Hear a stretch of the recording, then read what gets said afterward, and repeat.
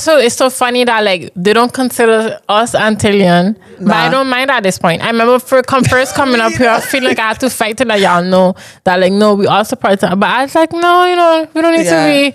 We don't need. I remember what you say? My teacher was talking about a shooting that happened in Groningen at the time. Yeah, and then after they was like, which is typical Dutch to ask, oh yeah, what was the background? And she was just like, yeah, he was an Antillian. When I tell you the whole class look at me. I was like, yeah, St. Maarten as well, Yeah, we zijn niet Antilliaans.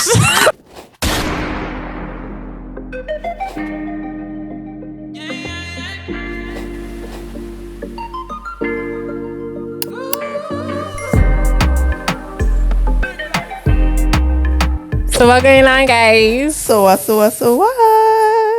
It's me, Haiti Leone. And it's your girl, Jojo Renee. And you are tuned into episode 62 of Bite the Bullet Podcast. I had to really think about when I say my name, but I did it.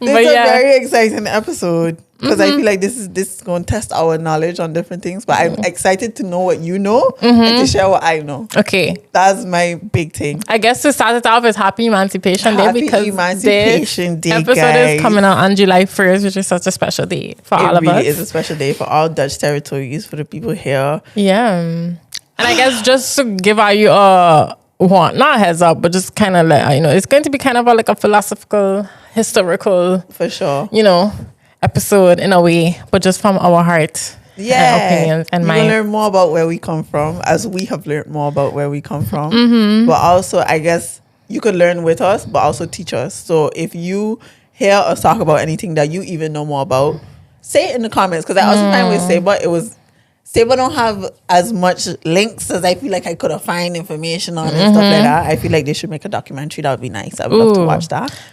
That's something you could go request funding for. But how you doing? Exactly. Yeah. I'm stressed out, but I'm good. Oh my God, I cursed. Sorry, it's been a minute. But I'm good. That's bad. I doesn't even register that. Yo, you just watch me like, Yeah. Like no, yeah. For me now, I just feel like I'm going through a phase of like getting stronger, armor getting stronger, all of that fun stuff. But it's just been a lot. I feel like my deep breath's not deep enough. I don't know. Yeah. Yeah. How you doing? I okay. I good. Say that in a question. Like, am I? I mean, okay. I don't know. I feel like I'm very high functioning. Yeah. But it's like everything inside of me, like if I had my way, I would just lay on my bed. And just not go anywhere or do anything. But I just showing up for myself. And like, you know how bad when this episode coming out. I just really like I like Haiti. At this point it's July 1st. Vacation. Yeah, it's right there. So I can't complain. Like 6 weeks off. 6 weeks off. That's all. Yeah. So like I need to just keep it together. Yeah. And I'm gonna be fine. Yeah. Yeah. But I just tired. I ain't gonna lie, lately I've been so this coming out July 1st, but last week we had the NATO summit. And I ain't gonna lie to you, we were talking about those helicopters, but for me it was like freaking me out a bit, mainly because I read in a book on World War II. Ironically, did I tell you how I got to pick that book? No. So basically, I do this thing where I write down all the books that are recommended or I feel like are on my to read list, and then I cut it up, put it in a hat, and draw it. So like I get the book by chance, and the book I got that I'm reading now is The Nightingale. And it's just a story based around two sisters in France during World War II. But it takes you through their different experiences. And one of the sisters was very rebellious and she wanted to fight while France wanted to surrender. And there was a Nightingale route where they would take people who were mainly like airmen who dropped from bombing basically the Germans and try to get them back to sanctuary so that they could continue bombing the Germans. Yeah. And it's just an interesting book because you get to understand so many different things that not only the Jews went through, but also the French people or any place that was occupied by the Germans.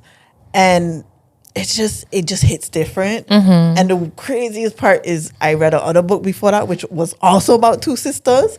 and it's all homegoing. We're gonna talk about that later because it also ties into our conversation. Okay. But it's all just so intense. So for me, I think that's also maybe contributing to me feeling like my deep breaths is not deep enough because I just feel like I'm consuming things that are just heavy. But I also feel like the time, just the air, the atmosphere right now is heavy. Yeah. High key. I feel like if everybody, and I don't know. I wasn't really stressed, but I was just like, this is a weird feeling with the NATO summit going on. I was just a little bit on edge. I was talking to my friend. She was also on edge. I also really ain't noticed nothing because my side of Den Haag wasn't really affected. Rotterdam? I mean, the helicopters, yes. But I mean, like, in terms of traveling, getting to work. Yeah. I mean, I really on my bike now. So it's like, I really ain't affected by it. I see black Jeeps, everything passing through Rotterdam. Like, you really... What it was saying maybe they were saying Rotterdam, some of them. I guess. It was, but it was in the center too. And every day since, I think the 22nd, there's been police everywhere. I think some of them stay in different places. Gotta be.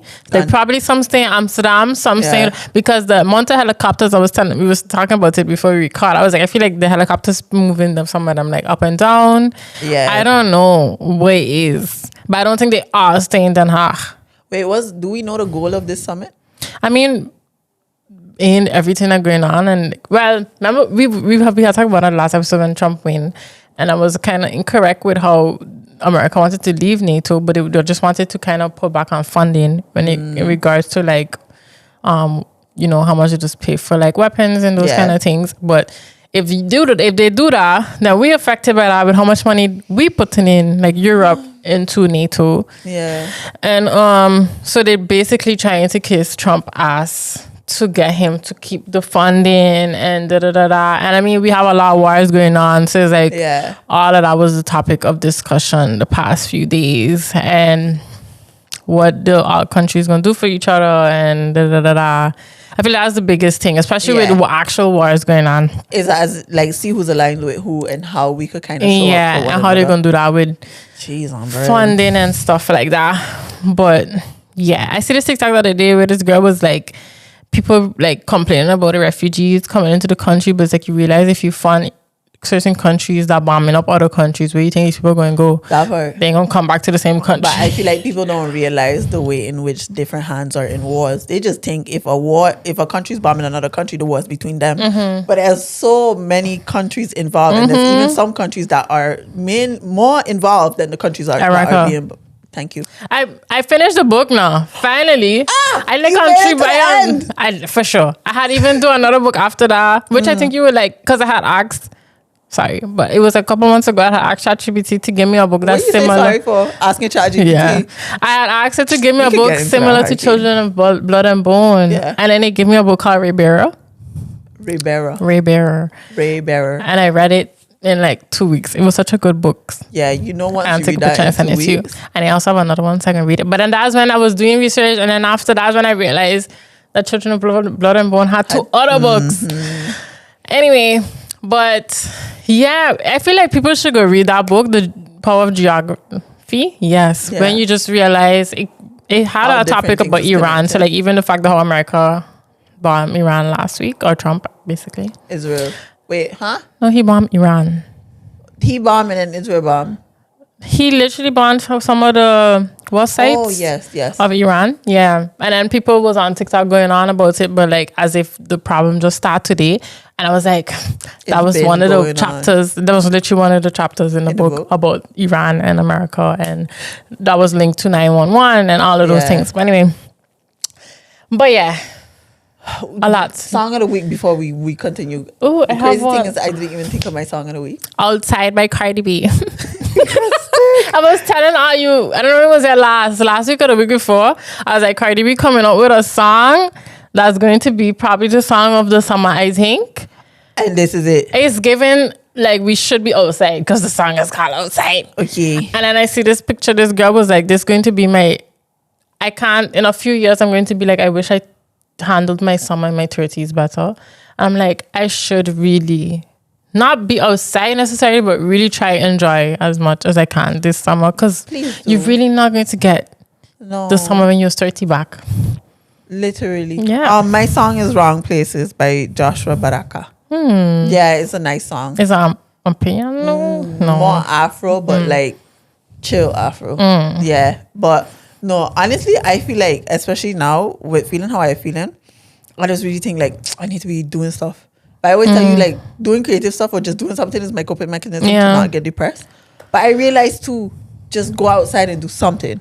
Like, I guess because the sun out too. Not today. For sure. Not today. Yeah. But yeah, so last week, my father asked me to make a presentation for him for Ketty Koti, and I felt good. Because not even for Ketty Koti, actually, for Calypso. But he tied it into Emancipation, of course, because the history of music and how it evolves. And it was just interesting because I didn't know the history of Calypso.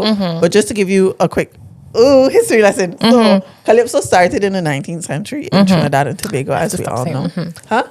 I hate listening to snippets and they're like, Me too. yeah, I'm like, Jody, yeah, shut up. So I'm gonna be silent. But yeah, so no, you could helps me, but just not too much. We got it. Anyways, so 19th century is in Trinidad, and the influence actually came from, of course, the Africans who were brought to the country, and the French, because at the time the French occupied Trinidad. You could say just don't say after every. Anyways, and basically Calypso was called something before, and I don't remember the name. But anyways, and then it evolved into what Calypso is now. And for people who don't know what Calypso is really a form of music that, in a lot of cases, has a message. The lyrics either like they what do you call it? You know how I've been losing my words? I literally will sit in silence until I find out words. So are you going to sit in silence with me? They challenging like governmental systems. Or they rebelling? No, it's more so challenging the system. Okay. So like letting them know, okay, this is what are you doing and we don't think this is right or anything like that. But also they have the Calypso that's fun, and then the Calypso that kids don't get but parents get. You know, them double entendre. But like soca back in the day, biting and sex and thing. Exactly. Okay. Who the hell is Kim? Yes. Exactly. Okay. But anyways, and yeah, so it evolved. And my father said something that I thought was so beautiful. He said, Calypso for us, as he's speaking for the kids, is what social media is to the kids now. And it's like, it's not fully that, but it kind of is that. Yeah. Because you find a means to express yourself. And he said for him, is a case of like, it's his way of sending his message through music. And that was a thing also for a lot of Africans, because a lot of them couldn't communicate with each other. So you find a way to do it that's kind of shared, but doesn't also need words that are understood. Like with Amapiano. I don't understand what I'm listening to. I feel it. For sure. It's like a thing, I think we said our episode, it's like my ancestors talking to me through the music. But I was like, a lot of these things that happened back then, there's some positive and negative that came from slavery and the slave trade. But I was thinking about, last episode we was coming from America. And then my friend had asked me like, but majority of our audience, I'm not gonna lie on YouTube, is y'all. So thank you for that. But what was I gonna say? It coming. I don't know what the fuck I was gonna say. But sorry. I was just thinking about like, okay, because of that, now I remember that like we just talk about our islands, but I just want that people really grasp the connection with why we living up here and why we have connections to the Dutch. And I think America is just different. And then you have the UK, but basically you had a bunch of colonizers back in the day. You had the Portuguese, you had the British, you had the Dutch, you had the French, Spanish. You had the Spanish, and they had anyone else? To be honest, no, you had Denmark, and Irish. Danish, the Irish, and so St. Maarten specifically, but I think ultimately also Saba, ended up in the hands of the Dutch and the French, which is a whole other story. We don't involve Christopher Columbus today, but and And then the people is we wonder how come we don't speak Dutch, and then we very different. And if you watch the previous episodes where we had a couple guests, a couple episodes ago, we had Ava, where we was talking about the ABC Islands, because the Dutch basically had 6 islands, which was Aruba, Bonaire, Curacao. That's why we call them the ABC Islands. And then they had the SSS Islands, which was a bit way up north, because we were not next to each other. Saba, St. Maarten, and St. Eustatius, which we call Statia. Yeah. Sorry, I think our bull just run into the wall. Yeah, over there. But anyways, continue. And so basically what happened is down by the ABC Islands, because it was also very close to Suriname, and the history with Suriname and the slave trade, which is what I learned in high school, which I had really liked, by the way, is they have way more data and stuff because 100%. They really, really ran everything basically from Suriname, and all the plantations, the amount of plantations they had there. They had the Indian slaves and also the African slaves there.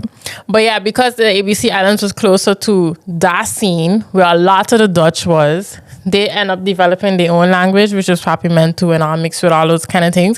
But because we were surrounded by all the English islands, and then a bunch of the slaves would be back and forth, and basically like by Phillipsburg is called Phillips, is after the man Phillips. I forget his first name, John Phillips. Yeah, he was also British. He wasn't even Dutch. So it's like that shows how much the British had influence on our island, even though it was technically 100% colonized by the Dutch. And then eventually our slaves from the island just was, English speaking. Even sometimes when the African slaves reached, it was already speaking English. But yeah, it still ended up being in the hands of the Dutch till this day in a way, because we're not colonized. But in 2010, we joined the Dutch Kingdom and became our own independent country within the Kingdom of the Netherlands. Before that, we was not all, okay, it was St. Maarten. We still there. Because Aruba wasn't there. No, I mean like between the 6. As in, Aruba was being independent. Yeah. But it was basically Bonaire, Curacao, St. Maarten, Statia, Saba. We was kind of like the Netherlands, Antilles. Yeah. But St. Maarten is independent, It's only separate status within the kingdom. No, I say we became our own country within the Dutch Kingdom of the Netherlands. We're a municipality. Yeah. And whereas Saba have a different story. But we used to be ran by one central government in Curacao. But then after 2010, it kind of became a different story because we have our own government now. And political system, which is a whole history. But that's to show you that like all of this happened after slavery. And I feel like that was a big task, because what I had like is I was telling somebody is in Harbour 5, our Spanish and our history exam comes from Curacao. Yeah. Every other thing comes from Holland. Because we take the same. Yeah. So like English exam, Dutch exam, geography, all other subjects, economy, whatever, comes from Holland. And wait, y'all had CXC, right? No, I went to MPC. I went Dutch school. But MPC didn't have CXC. I thought MPC had CXC. No, MPC now have an English stream. But they have, MPC is the Dutch system. Yeah. So like, in Harvard, you would think that we had the same end exams as up here. But I did like that. I don't know who do this. I should probably research into that. That for history, we didn't get the history exam that Dutch get. Yeah. Somebody literally developed a book about the history of the slave trade. And that became our end exam for Harvard. So that last year, literally everything we got was about the slave trade, which coincidentally was taught by the racist white teacher I tell you about. We could take this episode. Yeah. But the irony. She put on a bunch of documentaries, which, because I don't know if she had no everything. And she was still racist? I mean, she had a choice. But I mean, like, she wasn't really, it made me realize she didn't really, did she know everything? Because she just put on a bunch of documentaries. That's how I learned so much about how much Suriname had played a role. Yeah. Because I forget his name, but he a comedian here.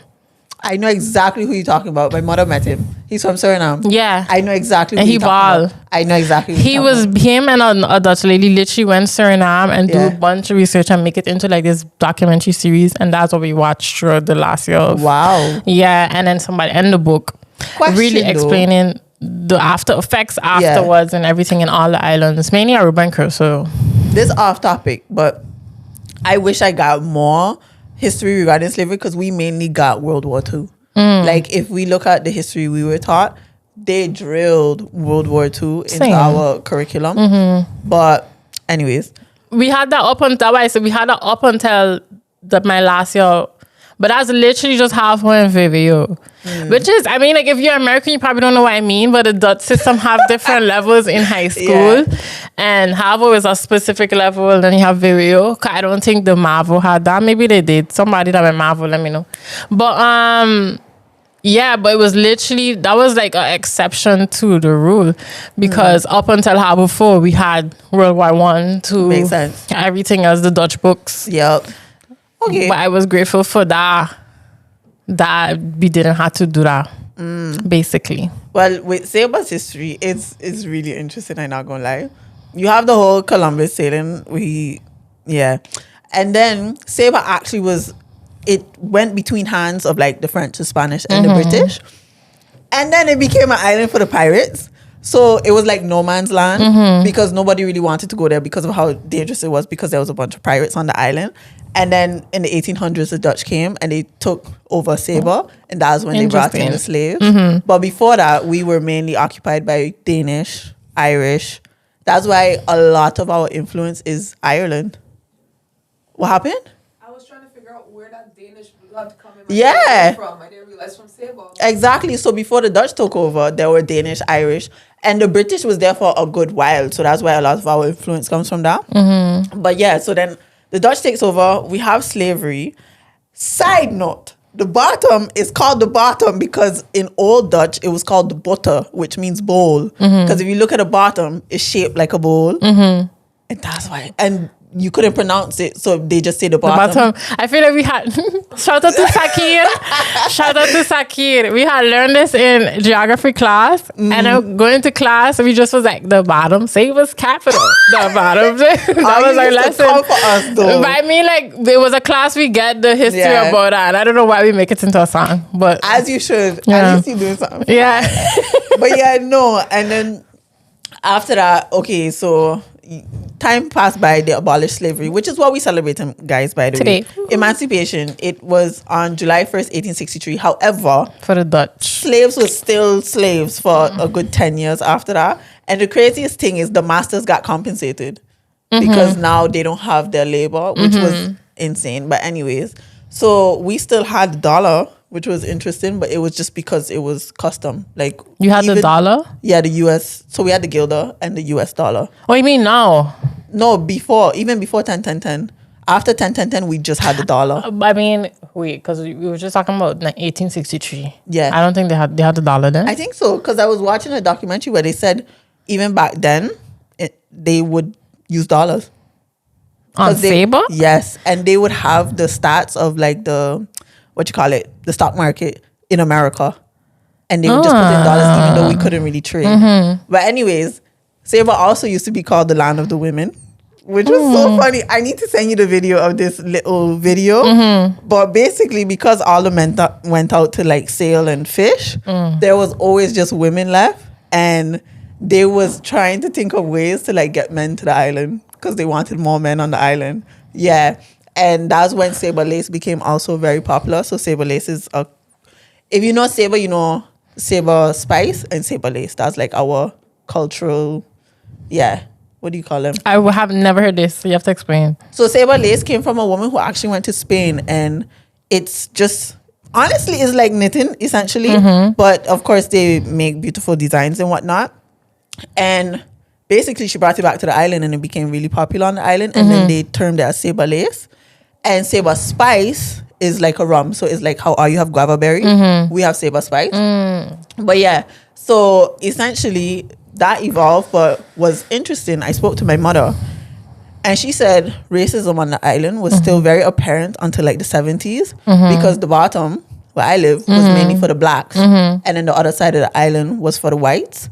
And she even told me that there was a club just for white people up until like 1980 or something. So, and I'm not going to lie to you, I still see a level of separation on the island, because the bottom still got black people. You got a mix of the white people, but you can still see very blatantly what they mean. And what else was interesting is when I went to Saba, I went to a museum that just found, so we have a lot of archaeologists that come to the island. and they found like calabash, different things the slaves used to cook in, or even just old inhabitants. And what they also found was broken plates, but they were broken Dutch plates. And this was also a sign of your wealth. So if you had these plates, it was a sign you were more upper class. And the craziest thing is when my sister and I was kids, we would go in the park because we live right next to a park. Yeah. And we would find pieces of plates and we would collect them. And I'm so upset that we didn't keep them because I could have given it to the museum. Yeah. But you could see they have all the little broken plates. It was Dutch plate. It was Dutch plates. Yeah. And it was blue and white. I was going to say, if you don't know Dutch cutlery or whatever, or like pottery, have blue and white designs. But you could see that it was like definitely Dutch plates. But yeah, and then you had 10-10-10, but I feel like before we even had 10-10-10, we kind of felt Dutch in a sense because we still had the European passport, all that fun stuff. I mean, that's a whole other conversation to get into if we really just feel Dutch, which I kind of wanted to talk to you about. Yeah. But I mean, but after the slavery, like how you had a separation, I don't know. I know, like, what I had learned is, for example, on Aruba and Crusoe, that's still very prevalent to this day too. But back then too, like, it was basically you literally got the better jobs on the island based on your skin color. So, 100%. like, I guess a version of the paper bag test what America had, and on St. Maarten too. But I didn't get to learn much. But I know for specifically, we had certain areas where you had the same thing, where it's like where a lot of the Dutch had settled versus the rest of the island. Yeah. And so for example, Simpson Bay is where they say a lot of the, I don't know if they was Dutch, but necessarily could have also been Irish. No, I don't think so. Or British. You I have don't a know. lot of gingers. Like we have a lot of gingers on the island. That's kind of a tell. No, for the Irish but like blood. I don't know. They say Simpson Bay was like where a lot of the white people back then had settled. Yeah.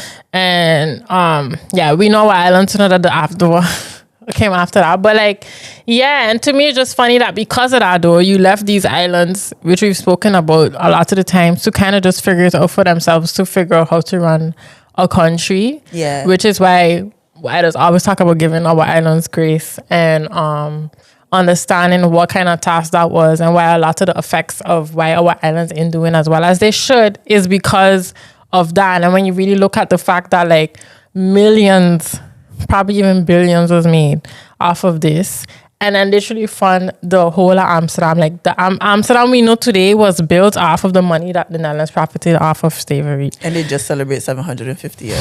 I walked on the highway. Oh, you do it? Yeah, but I just wanted to walk on the highway. Okay. It was big. But it's just so interesting to me because you don't really like, we live here now and we know that they don't really pay dues or respect to this history that they have, because I don't know if it comes with shame. I don't even think sometimes they should be shamed about it. It's sometimes more so just like, oh yeah, it happened in history and that's kind of just life. So it's like we should just move on from this because, you know, that's life. That's the feeling I just get from talking to people in this country and just how they just handle slavery in general. Because to me, it's like, I don't know, but it's asking the oppressor to like actually, you know, admit it. And I don't know if they're going to do that. Which to me is the effect of why I don't necessarily feel Dutch. Like even yesterday, my student, not today, the same student, she was like, because I was telling her one of my family members coming soon, and she was like, oh, they just have to request a visa. I was like, no, we just really get a Dutch passport, and explaining her. And then she was like, but I thought you're not allowed to have a colony anymore. I was like, no, but we're not a colony. We literally part of the Dutch kingdom. They're trying to explain to her.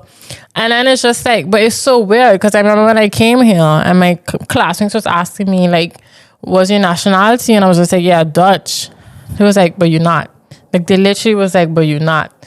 And I was like, I don't know, ask your ancestors. Yeah. Because this isn't really my fault. You know what I mean? And they don't also see us as Dutch. So it's like, I just feel like I definitely feel Caribbean. I think 100%. what I was trying to explain to with Ava too, with like, we in the Dutch kingdom, but we don't really associate ourselves with the Dutch, especially the SSS Islands, because we're very English. I feel like we more so gravitate to the English Caribbean culture. And that'll just make me feel sometimes like an outcast. Yeah. I think it's the case, but I do think we are still influence just from a place of there was the lady who runs our museum is actually from Trinidad, and she came to the island and she said she had a culture shock because she said even though we're in the West Indies, we're a Caribbean island, we're more Dutch for her because she's from an island where she feels like there's more Caribbean influence there rather than or British, but still it's very Caribbean. And she said she could see the influences of the Dutch on the island and how it plays out in the people. But in little ways that you wouldn't really realize as a person living there maybe. And then when you come here, you feel the differences of being from the Caribbean and being in the Netherlands because there's such a big gap. But there's still a smaller gap towards the Netherlands when you're in the Caribbean because you're less, I wouldn't say we're less Caribbean, but we also have an influence that's not Caribbean. So even though I wonder if that I would want to know what she's talking about because does she mean specifically like the SSS? I think she's speaking on Saba. Okay. So for her it could, but I do see similarities in like Saba and Sint Maarten. However, I do feel like St. Maarten, I don't know, I guess because y'all drink coconut water on the road, you have levels of like I feel more Caribbean also. But I think now, especially going to my island, there's a lot of Dutch people there. So I feel like colonialism just comes in a different suit in a sense. So I wouldn't say it's like back then, but it is similar to the point where it's like, one, Saba cannot sustain itself. However, if we tried, we probably could eventually, just with regard to like fresh produce and whatnot. But two, you still have ownership over an island. You just make it more economical and politically okay. So I think that's the case that happens, especially for the like Dutch territories. But I do feel, and this is not to take away from the bad that has been done, I do feel like there's a level of good in it just from coming to this country and not feeling like I have to be sent out or not feeling like there's barriers for me to come here because now I have the possibility, especially because Saba doesn't have colleges. But I do think it's a bigger conversation within itself. I really want to know I do think that like for like financially why our islands are a little bit more better than some of the English speaking islands is because I don't know in politics right now to know exactly how how the finances going between the Dutch and our islands now. But I remember just explaining to people that like people was asking like are you food and stuff like that. We have so many islands on our island that like to be honest we influenced by all other islands. But I think that's because if you're looking at the Caribbean in general, like I know St. Maarten, for example, it was just always or still is sometimes a bit more financially stable than other islands, which I think does stem from, and that's one of the positives, the fact that we was connected to the Dutch versus like I know the British, they created the Commonwealth after, which was like y'all. It's kind of like how you say that? It's like a prestige thing to say, I'm part of the Commonwealth, but it wasn't necessarily. That didn't come really with some financial backing from the British for a lot of the English countries, which is the difference with us. So that's why I think that was the positive side of it. But I mean, I would want to know what else she mean with like the actual influence. Because I don't know if it's a culture thing or if it's mostly just like we honor, like, I don't know, you know? Speaking for Saba, and this is a tough topic just from a place of like, it is my island. I love my island. And I definitely feel like we should have a guest on who knows about the island from a level that I may not understand or I may not know. But one thing I realized with Saba is, I don't know if I said it before, but when you think about culture, we still ask ourselves, what is that? Like, how do we as Sabans define our culture? Because like you say, on St. Maarten, there's a bunch of different cultures. However, you still have the root of what a St. Maartener is. That's also very questionable, but okay. Well, at least we could relate in a sense, because I feel like with Saba, it does. I wouldn't say it breaks my heart in a bit, but it's like, what's our identity? Because we've been so influenced by external nationalities, because we have the Latin community that's huge. I think the Latin community is the biggest community on the island. Now we have the Dutch kind of getting bigger in their numbers, and then of course we have the Sabans, but all Sabans I find have different backgrounds. So you have the Sabans influenced by the Irish, the white Sabans. You have the black Sabans that were more influenced by the African slaves. And although we're still one, there's a culture that's disconnected. And I noticed that on the island because when we look at certain things, or when we just even with the food, or just in general how we behave, I feel like we still don't know ourselves. So it's a bit chaotic, or it's just not strong in its shoes. Yeah. And I feel like that's also why one carnival is kind of depleted in culture, because I find the culture of carnival was the one tether that we had to what we were back then. But I see now that it's more influenced by like Trinidadian carnival, which is okay, but that's more mainstream. Yeah. So it's a case of like, okay, what are we doing really? And for me, that makes me question, what is my culture? Yeah, but I think I was thinking about that the other day, and I was just like, I think that's just one of the unfortunate effects of slavery, that like where our islands was positioned, that like is very different. Because sometimes talking to people from Calypso, or that really have affiliation with it, they was just like, yeah, they have so much culture. They are like like very big on, because they have a language. They have like music that's linked to their language. Yeah. Like sometimes when you're certain areas in Calypso, like there's a very specific, I know they could identify and answer that question of what's Caribbean culture, for example, or even Aruban. And then when you ask St. Maarten people, and a lot of people are like, yeah, but we don't have no culture. And I feel like, yeah, but like that's unfortunate.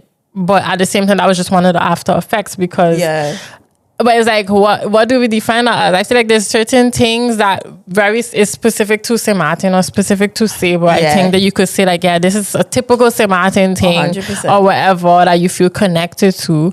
However, I just think because of the fact what we were just talking about, that we have so much other cultures on our islands, that like what we is that. Like literally... I guess you look at it in a positive way. Like we're a melting pot, essentially. Because like even talking to sometimes, like I remember this conversation we had. It was a class called ISWA, but thinking back, it was probably just social. I can't translate it right now in my head. But she was talking about like generations. It was a Dutch teacher. This was a Dutch teacher I love. I wonder what I gotta check what she's doing. But she had us by her house and everything. I love her. She was just explaining that like, when you really want to identify, like really establish what makes you from a place, you have to be 2 generations from the same place.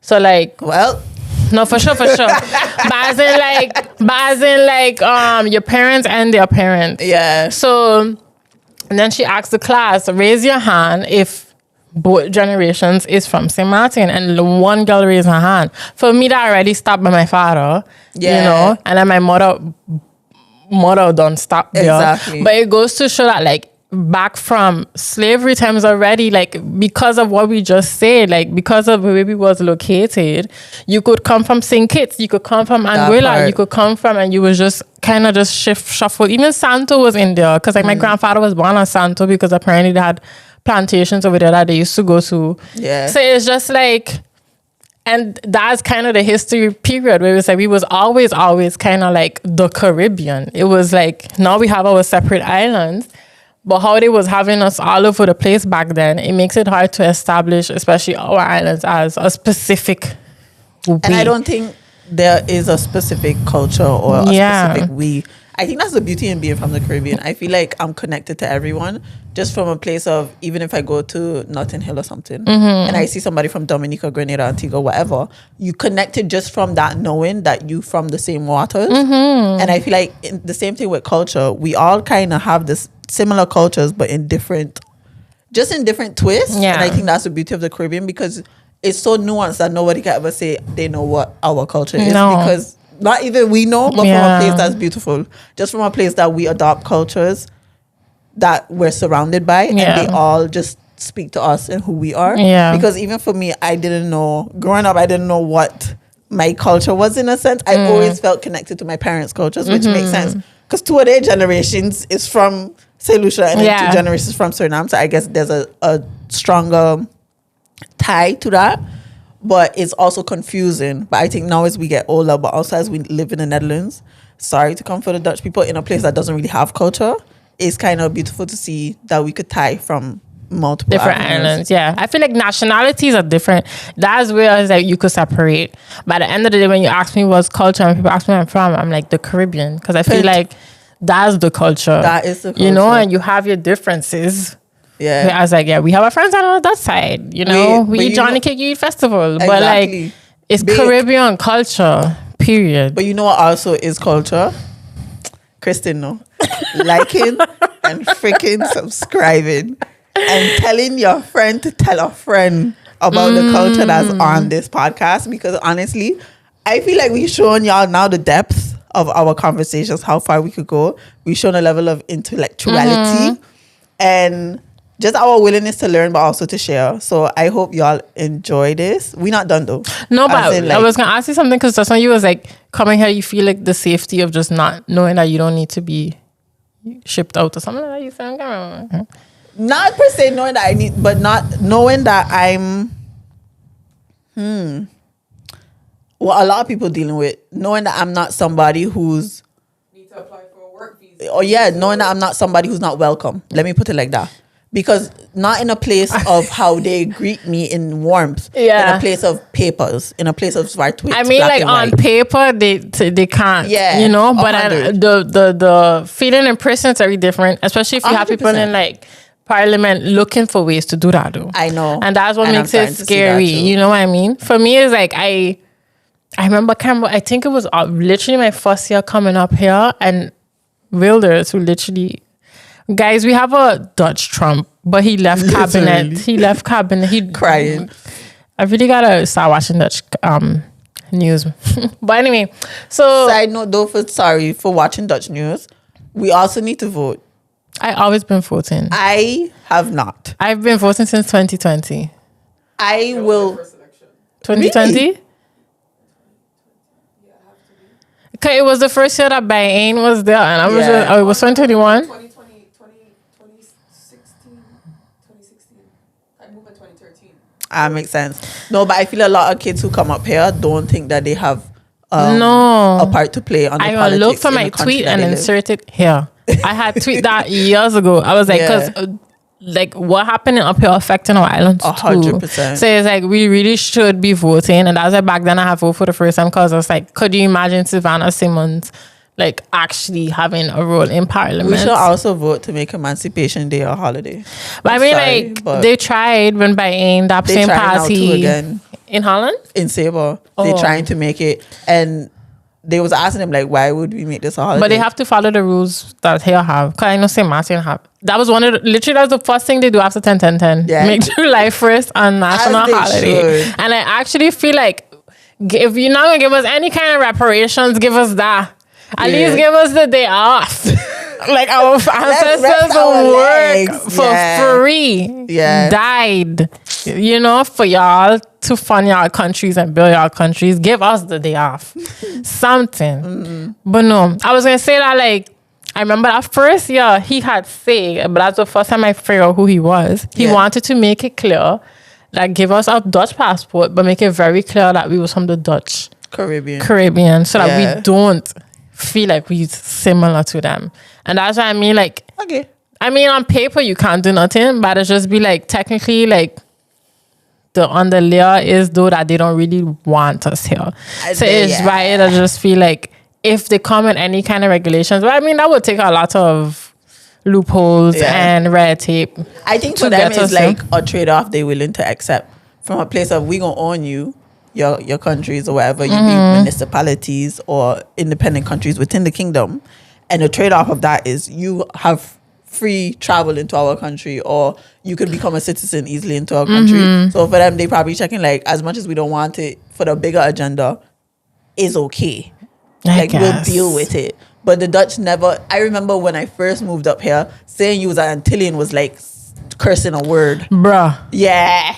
Like, I you say know. that and they like, I rebuke you. But also, it's so funny that like they don't consider us Antillean. But I don't mind at this point. I remember first coming up here, I feel like I had to fight to let y'all know that like, no, we all support them. But I was like, no, we don't need to be. We don't need. I remember what you say? My teacher was talking about a shooting that happened in Groningen at the time. Yeah. And then after they was like, which is typical Dutch to ask, oh yeah, what was the background? And she was just like, yeah, he was an Antillean. When I tell you the whole class look at me. Oh, I was like, yeah, St. Maarten as well, Yeah, St. Antilles.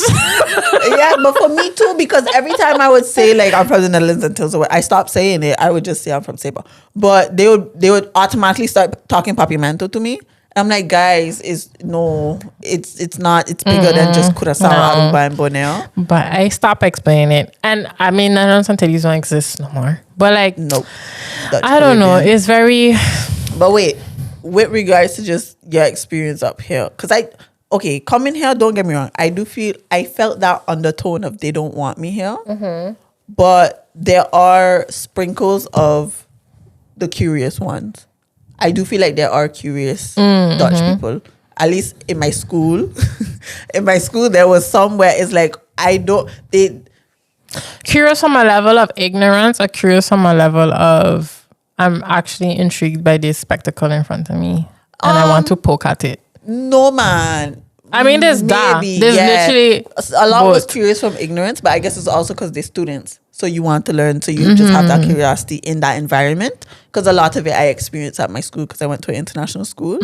But I think also where I come from, that in itself sparks curiosity regardless of who you are. Because hearing you from a 5 square mile island with the smallest runway on the planet, whatever.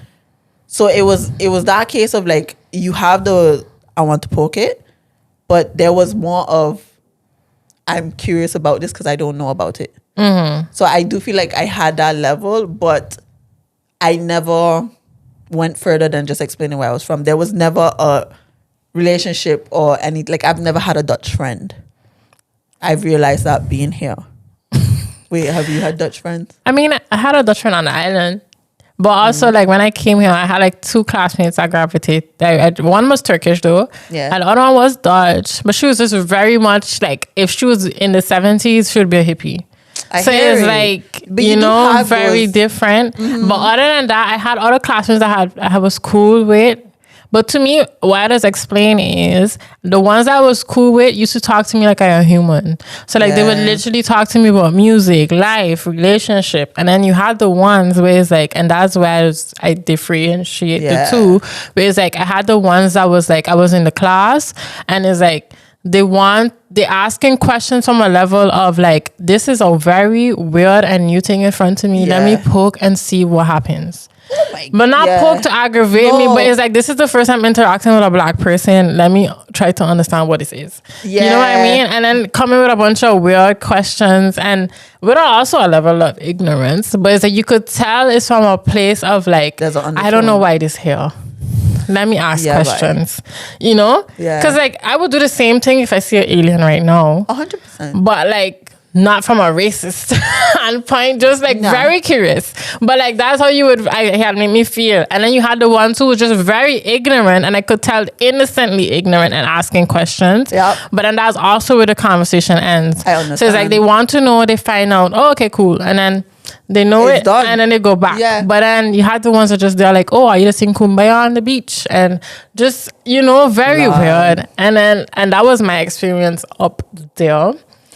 And to this day, like the ones I still talk to, I have them on social media and stuff like that. I don't know if I would consider them friends. Acquaintances. Yeah, but they have one like, me and this guy, I don't know. We just had like a bond. And I had a date. I had a dream about him. I dreamed he messaged me to tell me he had a child. Ooh. I wake up and check Facebook. He had just posted he announcing he getting a baby. I was like, we really connected on another level that I can't understand. I don't. And then they had a day. I was on skateboard and I randomly ran into him because he had come back from Cuba, and it was just like, I don't know, but we had really with each other, but just really from a cool standpoint. And he was the first Dutch person to be like, you actually funny. I was like, thanks. But him too. And that's literally my own experiences with Dutch people. Yeah, I had that especially when I went to China. Well, Hong Kong. Let me not say China. But they all come for me. But, sorry.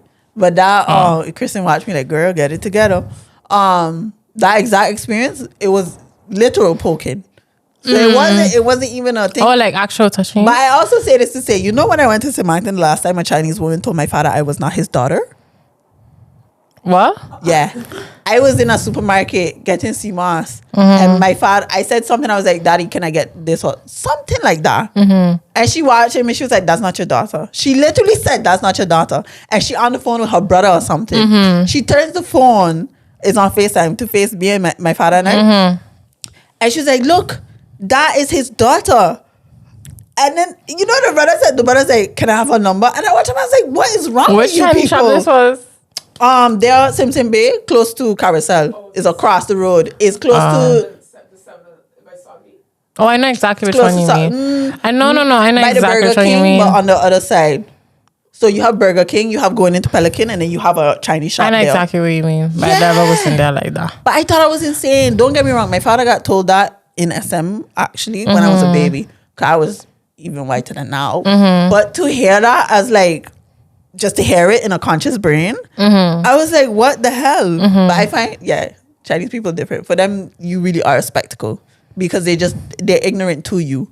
But you would expect the ones on the island to be a bit more at least culture. And then a man behind was like, "Oh, you from Bite the Bullet?" He was from Stacia. That was the coolest part. He was from Stacia. Side note about Stacia. Stacia was a trading hub for the slaves close to us, by the way. A trading hub for the slaves. Sorry, that's not what I getting heard. back to the slavery talk. But when I was doing the research and stuff, they said that Stacia was one of the main trading hubs for just the slaves would settle there in a sense, and that's where all the trading would happen for the islands around it. So like St. Kitts and Nevis and stuff. And then that's why it's like, and then you ask what's the culture, it's like it's all very much mixed up on the different islands, and it's another very side note, hard. The British had to talk the Dutch into the abolition of slavery. Otherwise they would have stayed for sure on the stupidness. I don't like, could you, but that's why like the English speaking islands had the French are that's one of my questions that so they abolished slavery before, but it was also the ones that was, and it's funny because a lot of things back then is linked to religion, but a lot of the religious British people back then was trying to use religion to show the white people that like you should not be doing this. Abolitionists. Quaker Oats is that group of people from the UK, and they're actually called Quakers. Can I say that? Wow, that was a family, the Quakers. It's a group of people. I don't know, but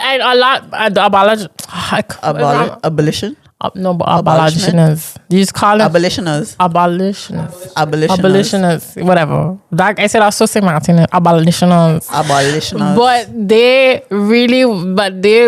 was mainly religious people that was really fighting for us to become like independent, like not independent, just free. And that was British people, and they literally had to convince the Dutch. But I don't think there's a show to be convinced so easily. But the Dutch, sorry, we live in your country and stuff. But even with Ghana, when I went to the castle, the Dutch was the longest occupier of the Gold Coast, essentially. Side note, the book. So the other book was Homegoing, which I recommend to anybody who also just wants to learn about slavery, namely in Ghana.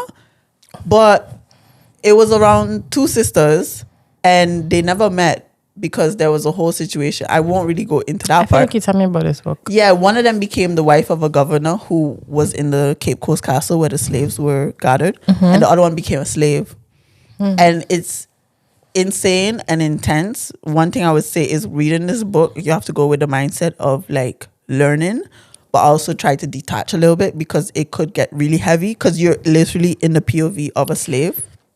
And it takes you through slavery over time, but also post-slavery, and you see what happened to the free slaves that weren't really free. And the book in itself, for me, was very impactful because I went to the Cape Coast Castle. So I could really put myself in just the POV of the slaves there. And you get more information than you usually get, like, even what we get in schools. Because when I went to the castle, a couple of interesting things they said. I don't know if I said this on the pod, but with the sharks. So basically when the slaves were transported, since a lot of bodies were dropped off the boat, the sharks' migration route accommodated the route of the ships. And up to today, they still accommodate those routes. What ships? The slave ships that would transport. But I mean, up to today, who is coming? The sharks. So when the bodies fall off the ships, of course, it's food for the sharks, essentially. Oh, okay, Yeah, so even back then, they always followed the ships. But they say that the roots is so embedded within them that they sharks still still follow. Yeah. go along that route. That's crazy. Girl, I ain't heard that one, but back to the documentary that they had about Suriname, they went Ghana and they went to those castles. I need to find the name of that documentary and watch it again now with a different perspective. Well, my mother said a lot of our ancestors are from Ghana because of how many migrated to Suriname. Most depends on the Dutch Caribbean slaves. Yeah. Was mainly Ghana. Yeah. All that come from Congo. Yes. Yeah, well, from my DNA test, majority of it is Congolese. But that's what I mean. But if it's like British, then it could be a lot of the Nigerians. Exactly. Or My father's other one is Nigerian. or like other thing. But then because we also mix up, you have blood from all Exactly. It's just things. Yeah. So I wanted to ask you a couple questions. and I want to ask you a couple questions. Is this a trivia time? It's trivia time. And we're gonna ask y'all a couple questions. If you feel like you know the answer, comment it quick before you hear the answer. It's multiple choice because though. my history ain't I feel like it's it's so easy. No? I mean, let's see. Let me see. Okay. How much questions do you have? Because I have 6. Let me But check. I don't know Hold on. if that's too much. Or we could do it based on who have the most We can answers. see. We're going to do rounds. I do a question, you do a question. Okay. Okay. Why are you laughing? Because feel I know that's an exactly evil what you're laugh. doing. Yeah. Okay. Oh my God. Okay, wait, let me just get a question there quickly. But you know what I did? Because it was Juneteenth recently, and I was just like, automatically I associate that with just being the day that that was the Emancipation Day, which it is. Yeah. But apparently that was like, they had been freed before by his name was Abraham Lincoln. Yes, like he has come out and say it. Yeah. But then because of the whole war that was going on, the Civil War, some states, especially in the South, still wasn't accepting it. So then, like officially, they was freed in Juneteenth. Okay. But then officially on paper in the Constitution was later down that year. Got you. I was like, oh, that's the Emancipation Day. Yeah. But anyway, so you ready for my first question? Maybe. But I feel like you know this question. Okay. Because it should be the same. What year was slavery officially abolished on St. Maarten? 1863. Yes. Well, it was the same for Saba, so you should know that. Yeah, for sure. Okay. Okay. Why? I don't think you would know this, but maybe you might. You have a multiple choice? Yeah. Okay, because I did have a multiple choice. Okay, so but I was too. Which European country was the first to attempt colonization of Saba in the 17th century? The Netherlands, England, France, or Spain? Spain. England. Oh, I was gonna go with them. I feel like the British came and they left and they came back. They did that with I think those islands up there for some reason. Okay. You. They had they weren't good for farming. They were arid lands. Farming what? But we can get into one of the questions. What was the name of the enslaved woman from St. Maarten who led a rebellion and is now honored as a local hero? Oh. Do you want options? Yes, please. Oh, because but once you hear it, you should know. Maybe. You had Mama Africa. You had let me do it by the A is Nanny of the Maroons, B Sojourner Truth, C Wantiti Loke, and D Mama Africa. Sojourner Truth. It's not her. No, it was Wantiti Loke. Who's Sojourner Truth? I heard her name before. She was the first billionaire, I think, in America. Black woman. Yeah. But St. Maarten is Wantiti Loke. I started St. Martin's. I didn't know that. Yeah, but the thing is, they had, the story with her, why they call her Wantiti Loke? So because she did that, she was rebellious, she cut off one of her breasts, and that's why they called her Wantiti Loke. Wow. I didn't know. I ain't gonna lie. With history, It's okay. That's why it's a trivia. I got you. It's Wantiti. Okay. Wantiti. What the hell? Sorry. What the hell?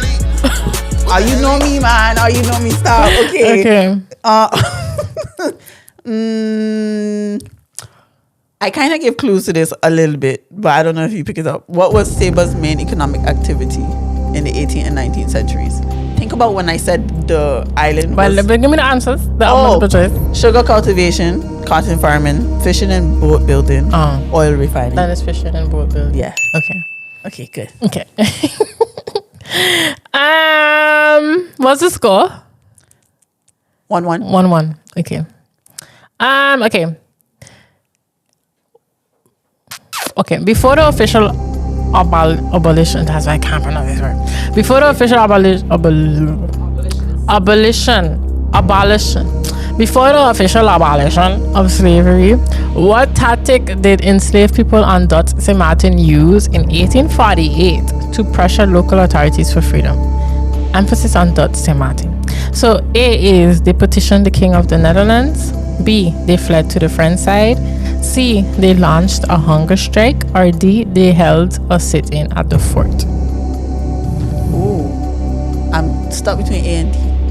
They petitioned the king and they held a sit-in at the fort. I would say You're not in the game. they petitioned the king.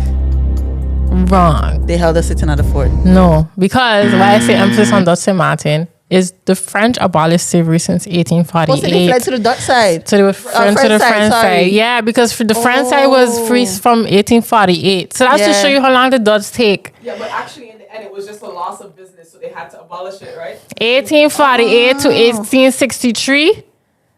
That's crazy. Yeah. That's almost how much years I've been living. That's crazy. essentially. Anyways, but Because you said emphasis on the Dutch, I thought the king had something to do with it. Oh no, I said emphasis on Dutch side. Dutch St. Maarten or whatever. That's I don't know what I okay. said. I never said history was my strong point. It's okay. Okay. Man, this easy too.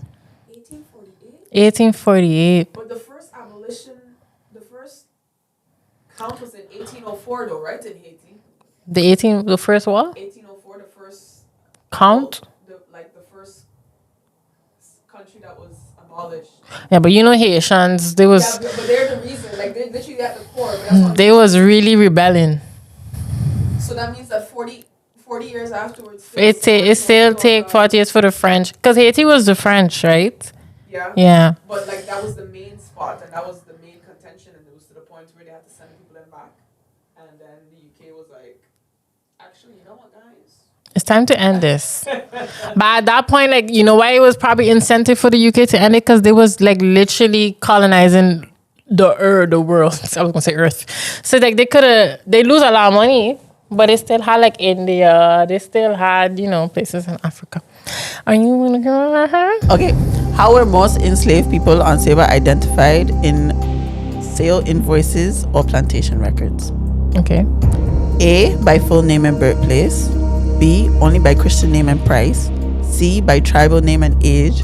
Or D, as property ID numbers. What was A and B again? By full name and birthplace. A. B, only by Christian name and price. I think it's D. As property ID numbers. Wait. D is as property ID numbers. And what was A?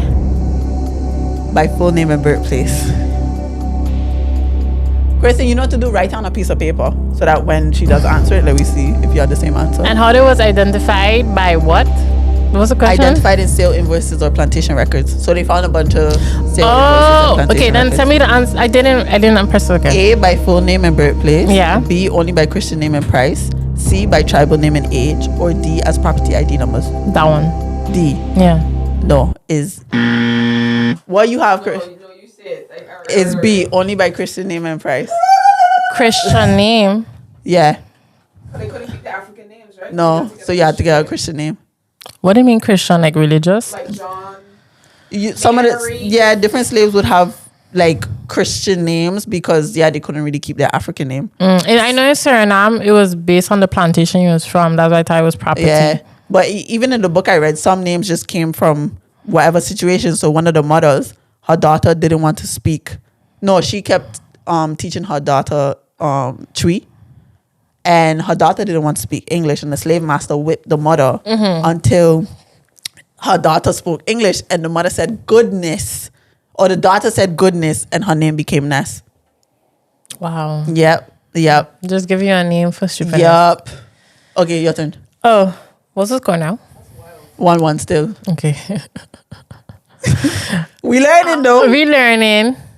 What is the name of the annual holiday celebrated in St. Maarten to commemorate the abolition of slavery?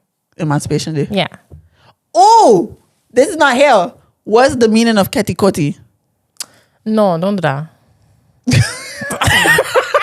Let's No. break the chain. Yes. Yeah, but I mean, like, so that's the second point? I thought you were No, going to say that was what? just a random question. No, No, that was too easy. No. How you mean? Because all the pictures show chains breaking. But I had no, though. Okay. But I thought you was going to ask me something about saber. Oh no, yeah, it's about that just popped in my head. Lord, sorry. I still feel like that coin. You asked me a It ain't question. coin. You It asked ain't me a coin. question. It You asked me a ain't coin. question. Hold on. Okay.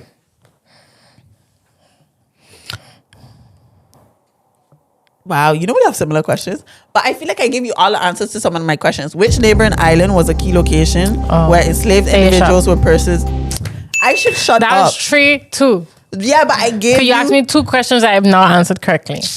the Ketikoti one wasn't in I mean, you ask it. no whatever. This one you gonna get though. Maybe.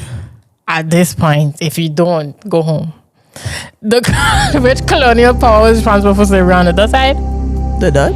Exactly. That's a crazy like I mean, if you didn't know that by watching this episode at this Yeah. point, like, what are you doing here?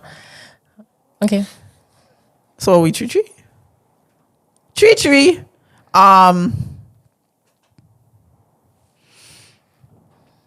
What was a major reason enslaved people were brought to Saba despite its steep and rugged terrain?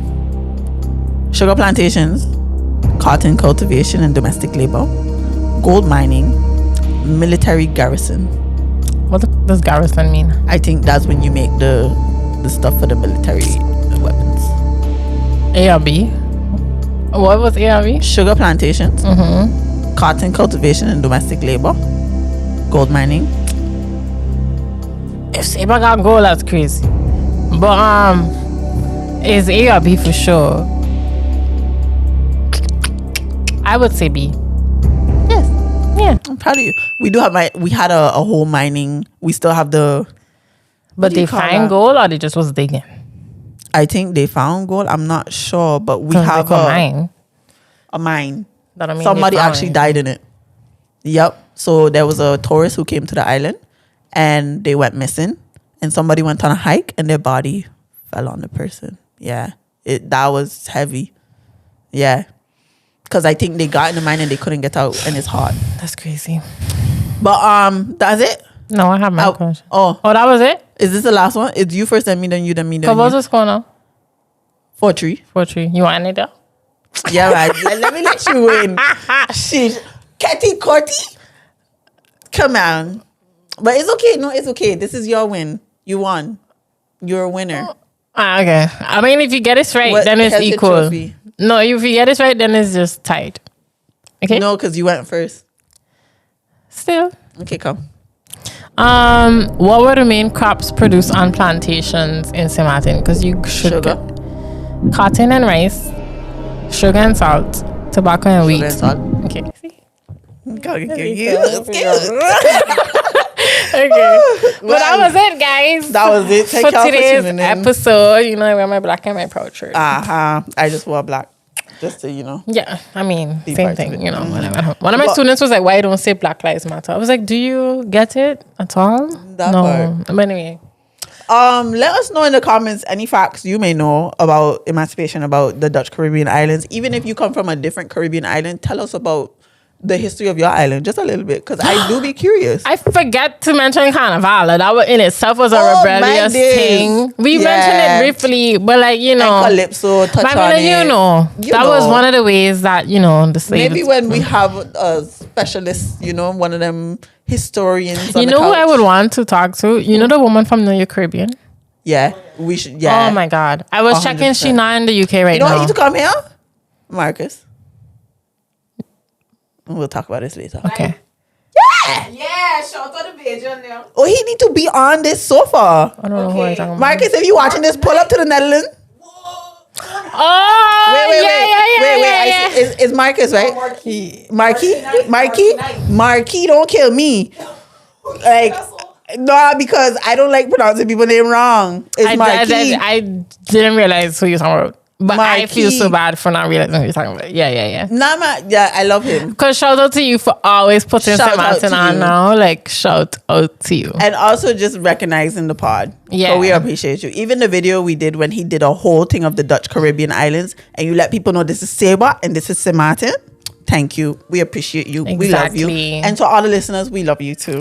Yes. And that was we it, out. guys. Yeah, we Enjoy out. your free day. I hope you get off. I hope you get off. And if you don't petition to get off, please, Yeah. thanks. Bye. Bye.